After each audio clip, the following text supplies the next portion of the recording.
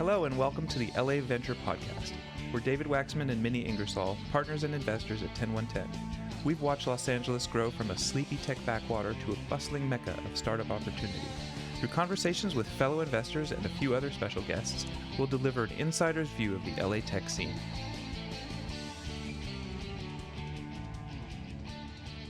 Dustin Rosen is here with us today. He's the founder and managing partner at Wonder Ventures, a pre-seed fund here in LA. Wonder has participated in some of LA's best startup successes, investing early in companies like Clutter, Tala, AirMap, and many others. Thanks for being here, Dustin. Thank you. Thank you both for having me, and I'm really excited to get this going. Why don't we get it going then? Let's get it going with you telling us a little bit about who you are, help our listeners get to know you. I started a fund here in LA called Wonder Ventures, and it's a culmination of all my experience in technology in LA.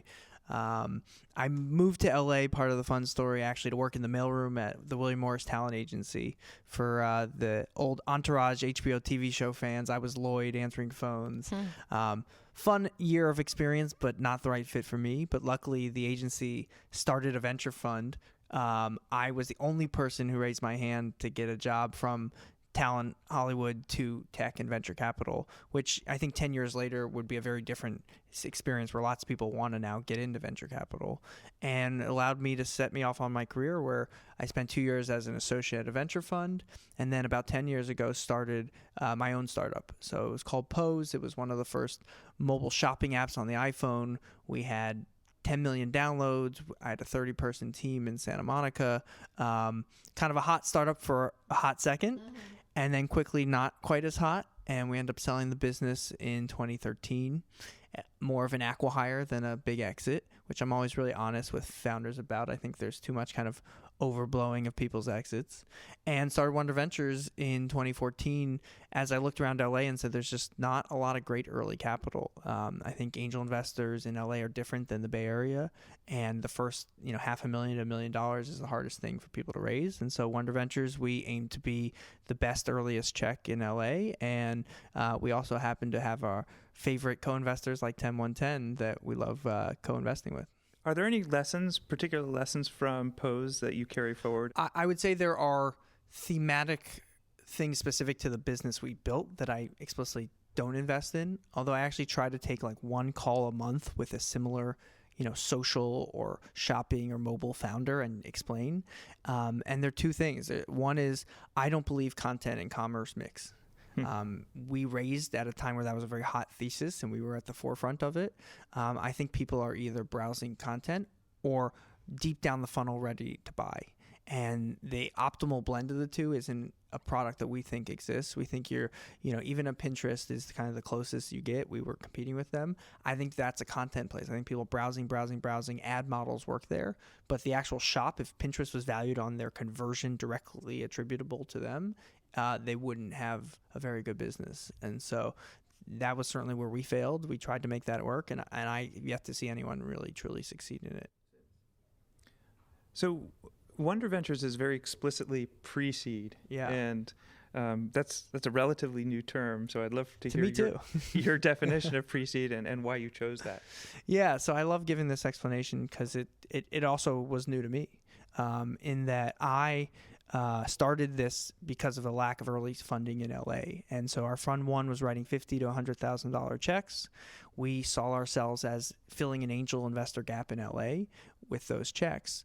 Over time, we saw a few things. One, that there was this lack of angel investors in LA that we knew, but it was even more dire than I first expected.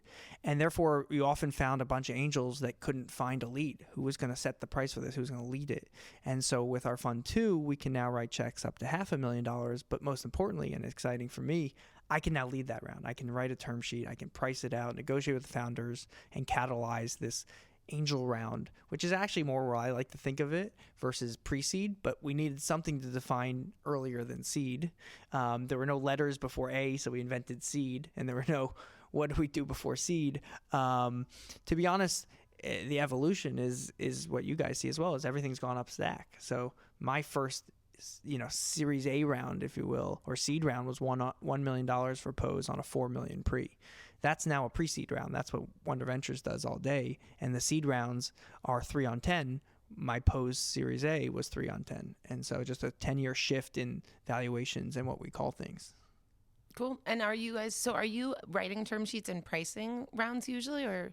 Yeah, because we're early, people always assume we're doing notes, but, I'm a believer in understanding exactly what you own, having delineated share classes. The cost basis of doing a note versus a priced round is often the explanation of why people do notes. It's not that different, especially if you have a good lawyer for your company who's deferring fees, who's in it for the long run, not trying to make money on your pre-seed round. Those costs should be pretty similar, and so we like to price rounds when we can. That's great. And do most entrepreneurs prefer that, or what are the sort of the trade-offs? I bet that's a conversation. It is. Entrepreneurs. It depends. Usually it's a pretty quick conversation. Their lawyers are all for it, especially, like I said, if they're, experienced venture lawyers, they're like, we're happy to do either. The price actually isn't that big a difference. Some entrepreneurs have read the YC mantras on safes and things like that, and they have a strong opinion. At the end of the day, we're probably not going to fight an entrepreneur if they feel that strongly about it.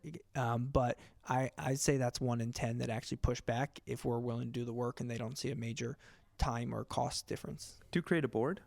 I don't create a board. We proactively don't take board director seats. I love taking board observer seats. All the fun of going to the board meeting, helping the company without the kind of long-term implications of being a director. But I do start to help the companies at that early stage have some cadence with meetings, right? If you work with me for a year and you've never had a board meeting before and you raise a Series A, you're going to be not prepared. But if we have every 6 to 8 weeks some kind of cadence, some amount of deliverables, it's great preparation for where they're going. So you take the board seat, or you take the board observer seat, yes. Right? And I guess it saves you a little hassle down the road. Is that or? Yeah, we do try and keep those board observer seats. I think it's amazing over time how different follow-on VCs care about these things. I certainly understand the, one downside, which is it's another voice in the room. And if you want to control the boardroom and you don't want someone else talking in it, we don't want them there. But we, pride ourselves on being really founder aligned. And so our founders usually are willing to fight for us for a arguably ceremonial position of board observer and staying in the rooms. And it's important for me and enjoyable for me to do that. But it's also a non-specific director slot where if at some point the scale and my commitments don't allow me to be at every meeting, it's okay and understood. Do you consider a company sort of handed off after a seed round is done, or how do you? I would say I thought going into Fund 2, which was this lead pre-seed fund, that I'd do more handing off at the seed round. Over 2 years of doing those deals, it's more the Series A, which we're just starting to get our first Series A's, that the handoff happens. Those Series A funds come in really well prepared, have a thing they want to do, take ownership. At the seed round, I'd say it's 50-50. We have some seed investors that are often more closer to Series A that come in and really take a great hands-on approach. And we have some seed investors that they're not based in LA and I'm still doing the heavy lifting, which I like doing, although you can start to see the scale challenges as a VC of having too many heavy lifting companies along the way. Yeah. So I'm going back a second, which is when you were talking about filling that void, and in your first fund, writing 100K checks, which I'm coming from San Francisco, would often be the role that an angel would play. What do you see going on with the angel scene in LA, and how can we cultivate that? Yeah, this is something I talk a lot about. It's inherent to the pitch for Wonder Ventures, which is we don't have enough of it. And my explanation of why is the most obvious version is IPOs, right? You look at Google, Facebook, Uber, they're creating thousands of millionaires, and LA hasn't had that. If you look at Snapchat, it was actually a top-heavy equity company. It maybe created 100 millionaires, if not less, relative to those companies. But the other one actually is a funny quote that an LP said to me, which is, LA rich people like to spend money, not invest it. And the culture of LA, and I hate to shit talk LA, LA's technology scene that we all love is amazing, and I'm putting my own capital and career behind it. But the overall culture of LA, I find that isn't investment focused. So in Silicon Valley, everyone made their money from venture-backed investing in companies, so they put into it. In New York, it's not tech, but they come from investment worlds, Wall Street. In LA, the impetus and the kind of average wealthy person isn't thinking about angel investing. And so how can we train more people into this world is certainly an opportunity for all of us. And I love co-investing with operator angels. Right. So I think that that's true for a lot of the sort of tech adjacent spaces. So the people who, maybe in Hollywood, they may be in sports. And so they might not actually know how to do good angel investing or just how to get into tech, how to look at tech companies. Yeah. But the trend that I've seen a lot of is the people who are in tech, like the founders, they're getting in LA, it seems like they're getting sort of swooped up a bit as scouts right now. Do you see that? That's a new, in the last year, phenomenon. Some of the bigger funds in town have started programs. Some of the bigger outer funds have found their founders here. So as more Bay Area Series A, Series B funds are funding LA companies, they then turn around to those founders and said, hey, here's some scout money. That's great. I hope that's a positive trend. I've had most of my last couple of rounds have had some number of scouts in them. I'm also very hesitant when people throw around the brand name of the fund they're a scout for as if that has any value to the company. In some ways, it can often be a negative indicator and certainly oversold. I don't know what you guys have seen there. Oh, I feel exactly the same way. I think if you have money from a Sequoia Scout or name brand VC Scout, it's great to have the money. You should take it, but don't advertise it. Definitely don't over advertise it. And for me, really think about who the person is that you're taking the money from. Meaning, you love Sequoia, but that person giving you the money isn't going to be valuable to your company or could be even annoying. It's not worth it because you're not going to get anything from Sequoia. I've seen that version. On the other side, I know some scouts for big funds who are CEOs of companies and great operators, and you'd love to have their money and you don't care where it came from as long as they're going to put their time and effort to help you grow your business. But shouldn't they be why would they be a distraction? Like, why do you have to think about who your angels are? Like, don't they play such a minor role? Maybe So at my company Pose, and this is an example I always give my founders, I had 17 investors, 3 real venture funds, and 14 angels, I think was something around that. And 10 of those angels never called me. Wasn't a problem.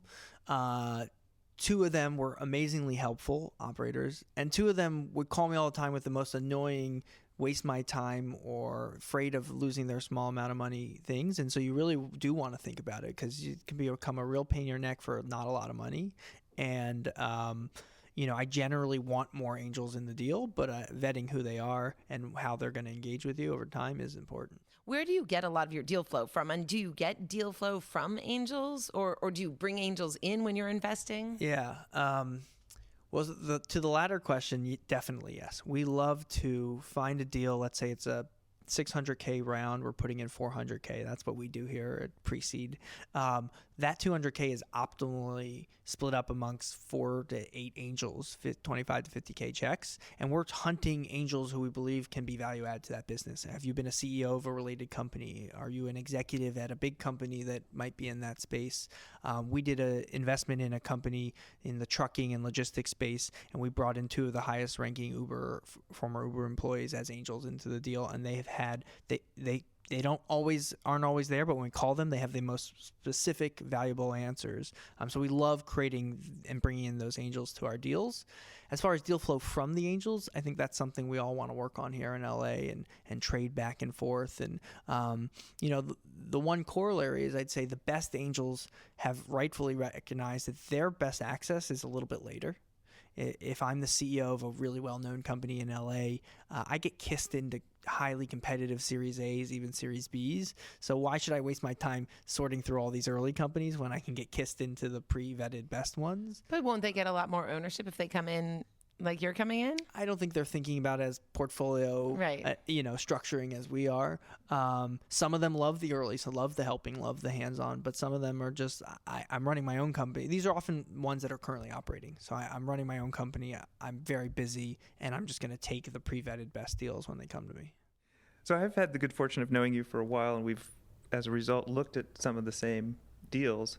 And you picked a few that we didn't pick that have turned out to be fantastic. And then just from my own learning, I'd love to hear how you were able to make those decisions. So let's talk about Tala or Clutter, one of those 2 that we both saw around the same time. Yeah. Well, Clutter is certainly very close to my heart. It was one of my first investments and our largest investment to date. And that one, I think, comes back to some of the the theses I come at from a founder, which is the founders of that company were non-traditional. One of the founders didn't come from the tech world. And it took a couple meetings to break through what his special skills were and get there. And the other founder was actually a chairman at the time and eventually came on full time. But I had a personal relationship with him as a previous founder of his company, and I could see his dedication, his focus, and had some kind of edge into the fact that he would join full time. And so it was very much a bet and a little extra work on those two. The flip side is that one, to me, just always struck a chord on business model innovation. Mm-hmm. You have this business of self-storage that's really just REITs parking land until they can sell it for a condo. They employ one person. It's not very helpful. And the whole model of moving the storage out into the desert at a way cheaper real estate cost, but then bridging the gap with service, creates kind of one of the best dynamics that I've blogged about, which is a better experience at a cheaper price, right? The UberX is kind of the core example. It's better and cheaper than a taxi. And when you hit those, it's rare, but seeing that they started to hit it, that one really struck a chord for me and outweighed kind of the obvious reasons to pass, and which have proven to be true, by the way. Very expensive capital costs to build up this business. They've raised $300 million to date. This company, I believe, will be a multi-billion dollar IPO one day, but it will take a lot of time and capital to get there. Do you think it's easier or harder to invest at that very early stage? So in some ways it's easier because you don't have to decide whether you're really betting on the product, but maybe that's harder because you don't have as many data points. I think it takes a bit of ability to recognize and be okay with the portfolio being so early that you're rarely going to know. And so if you always expect to only have so many data, if there's 5 data points that make an obvious investment, if I can get maybe 2 or 3 of them, I'm going to go for it because my whole portfolio is built around that risk. I have to be okay with that. And it's, I think, one of the things that's been good for me as a founder coming into this versus maybe a trained VC who worked at a big fund that did Series A and Series B. I think I look for different things. I look for really early kind of signals, and I'm okay with the risk, the same risk I took founding my own company versus having learned at IVP how to be a growth investor and then trying to be an early stage, first check angel. And is Wonder, you guys invest only when the founder is raising less than $1 million, or is that about the sweet spot? Yeah, so we target 5 to 6 deals a year, investing up to $500,000, leading or co-leading rounds of up to $1 million, maybe $1.5 million tops. So that's really our sweet spot. That is pre-seed. That is what we do. I will say 1 or twice a year we have our exception. There's some founder that I have a deep, long relationship with that this happened recently who has a previous exit and a Bay Area firm led a $10 million round, and I put my small check into that larger round. It's not our model, but once or twice a year, you just have to do it when you believe in someone. And unfortunately, the market believes in them so much, they're willing to pay more than you are. So since you're LA targeted and pre-seed targeted, do you have any other targets that narrow that down, or are you willing to look at any company in any vertical? Yeah, so we really pride ourselves in being willing to look at anything. I like to say if I already knew what the next big thing was, hopefully I'd already invested in it. And so if I define a bunch of things we do, then I'm leaving out all the things that I don't know exist that I'd like to invest in. I certainly wouldn't have said self-storage. But with that said, we do really want a software component.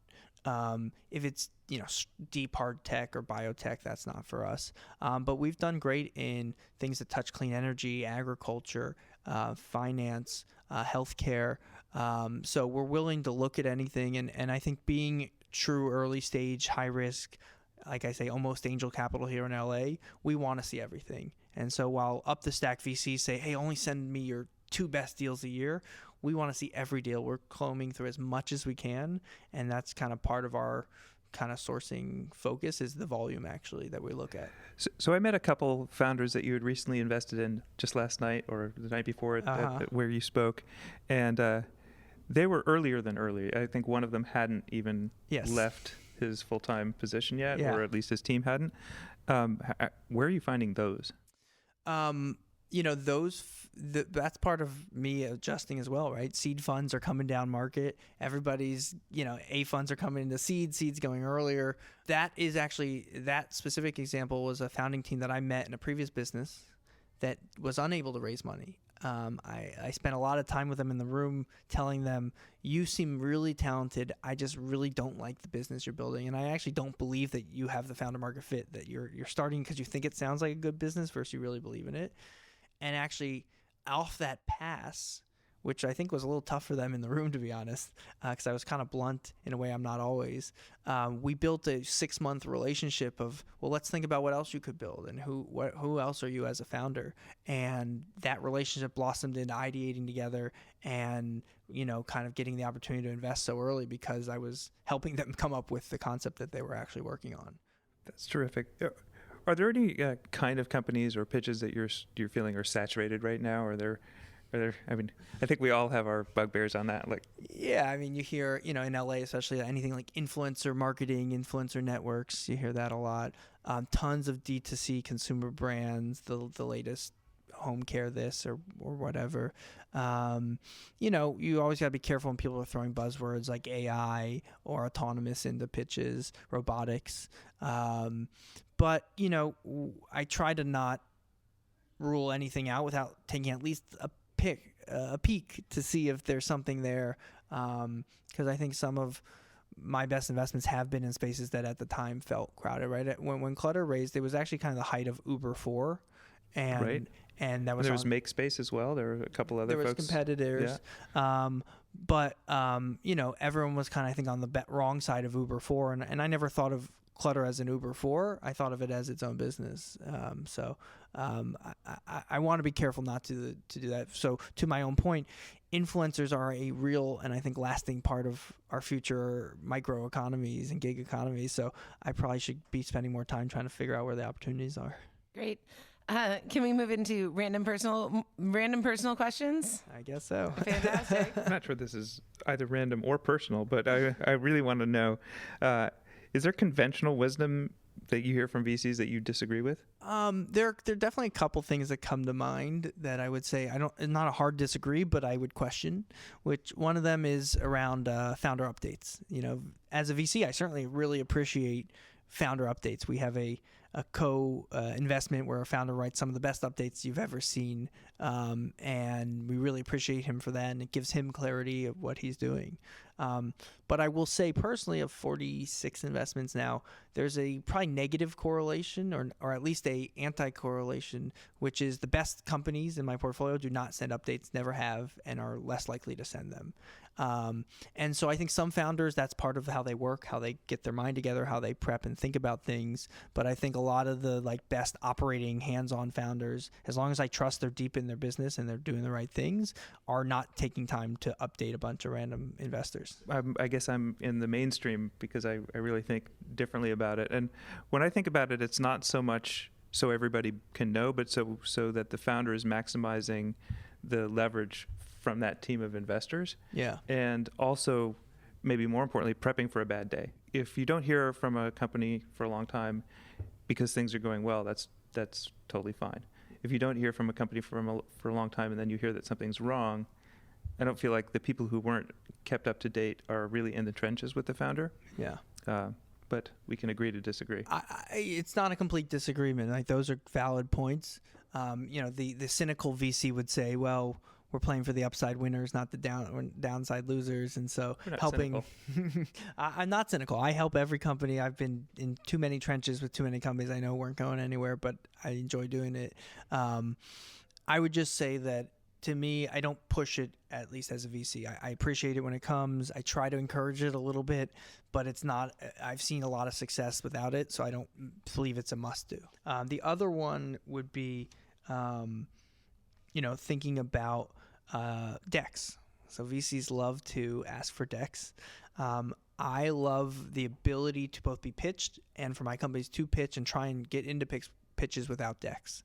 And this is maybe more conventional, but if a VC asks for a deck, to me, it's a negative indicator. It's like, I'm not that interested. I would rather look at your PowerPoint and pass without having to meet you.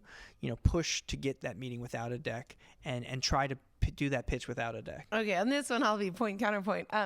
So I think maybe it's because I'm new to investing. I need to read the deck. I feel like it's so helpful for me to then be able to ask more intelligent questions because it gives. I think I'm not quite as fast on my feet of thinking about what I'm worried about, and so I don't know what questions to ask if I haven't sort of mulled on it for 24 hours. Yeah, it's a tough trade-off, and I would say if you're going to later stage rounds with partnerships, I tell my companies you need to have a deck, and like you're focused with this one GP, but there's 4 other GPs who are really going to pop in and out, and you need to have a deck for that purpose. So it's not a complete anti-deck pitch by me, but just a if I think of the optimal relationship building with VCs and that first partner who you really want to buy into your broader vision, if you can get further along without a deck, it feels like a more organic starting place to build a relationship. Well, Dustin, we'd love, if we're ever investing downstream from you, I'd love for you to tell your founders they can have their non-deck pitches come to David. Yeah, okay. Noted. And then I'll ask for one afterwards so I could just remember everything. So you can share with me. Let me ask you, how about a quote that you like and how you apply it? So one of my favorite quotes, and we'll have to fact check this, but I'm pretty sure it's Bill Gates, which is people always overestimate what they can achieve in 1 year and underestimate what they can achieve in 10 years. And I certainly look back at myself 1 year ago and 10 years ago regularly. I think this quote comes up to me maybe twice a year. And every time I say, I haven't done that much in a year. It's been a fine year. But you think back 10 years and you're like, wow, I was like an associate just getting into VC, thinking about starting a company 10 years ago. And I've since founded and sold a company and started a fund. And I'm on my second fund. That's a lot of progress in 10 years, not to mention gotten married and had a baby, where if you always are judging yourself too harshly on that 1 year curve where, a year ago I was kind of doing the same thing I'm doing now, you might never be satisfied. And so as it relates to what you can achieve and also your expectations and judgment of yourself, I love that, people overestimate what they can achieve in 1 year and underestimate what they can achieve in 10. That's a great quote. We talked about conventional wisdom from from GPs to founders, but what about from LPs to GPs? Is there one thing that LPs you think focus too much on? Yeah, this one is self-serving, but they ask a lot about your proprietary deal flow, right? And listen, if I was a former Uber exec and I could start a fund and say I'm going to find all the best people coming out of Uber, that's a pretty good place to start a fund. And obviously the PayPal mafia have done well by that, but that's not how every great company starts. Actually, a lot of the biggest hits were really outliers of that. And so LPs focusing on who you know and which fancy executives out of a company you focus on may work in the Bay Area, but I'd argue it works a lot less outside the Bay Area. I'd argue that you may over-focus in the easy areas in the Bay Area, and it comes back to my focus. Like I like first-time founders from that are domain experts that don't come from tech, and so actually I say I don't have proprietary deal sourcing. I look at everything, and I'm willing to spend the time to try and understand things that don't look obvious at first, and fund those as founders. And a lot of them, like Shivani and Tala, weren't obvious at first and have turned out to be great investments. And so I always get a little frustrated when LPs feel like they're asking me like which executives at Airbnb and Twitter do I know as my deal sourcing. So maybe my final question is kind of going back to the quote about what the world's going to look like in 10 years or where you're going to be. Like, what does success feel like for you? Big picture success for you. Am I including personal in here? Sure. Because I feel lucky every day I do this job. It's a great job. I wouldn't trade it for the world. I think my calling. I explicitly chose not to start another startup, but to start a venture fund, and I think it's my place. And so I'm very satisfied there. I'm very satisfied, hopefully driving great returns to my LPs, but staying focused on what I know I'm best at, which is early in LA, which is not trying to raise $1 billion fund just because I can, but servicing the early entrepreneurs in LA because I think I'm the best at servicing them in a way I might not be the best at servicing growth companies around the country. And personally, I really value that I get to focus on a geography and be home with my family. And I have a 2-month-old son at home, which has been really exciting and eye-opening, and continuing to build LA into a better city. I've been doing, more and more work, as I know both of you have, trying to get involved with the city, make LA a better place to live, help the less fortunate, help transportation. I personally love, and I think you guys love the city and know it's one of the best places in the world to live, but it can always be better. And so, hopefully giving back to the city, not just through our technology companies, but through our broader efforts as well. Great. That's terrific. Thank you so much for coming in, Dustin, and it's been a pleasure to work with you all these years, and I hope we have a lot more to do together going forward. Of course. I love working with you guys. We have lots of investments together, and this is really fun. So thank you for having me. Thank you for listening to LA Venture. If you enjoyed the show, please feel free to rate and subscribe on Apple Podcasts, Stitcher, and Spotify. It makes a big difference in helping others find the podcast. For more information on TenOneTen Ventures, please visit TenOneTen.net.